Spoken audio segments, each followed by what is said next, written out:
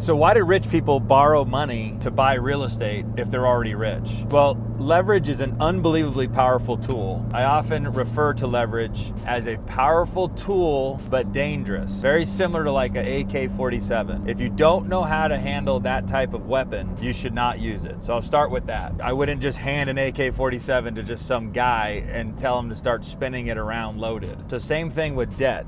Debt is a powerful tool, but it's dangerous unless you know how to use it. So rich people use leverage because most of the time, there's a few reasons, is one of the most powerful components of buying real estate is that you can own a multi-million-dollar, multi-$100,000 asset for 20% in cash. What does that mean?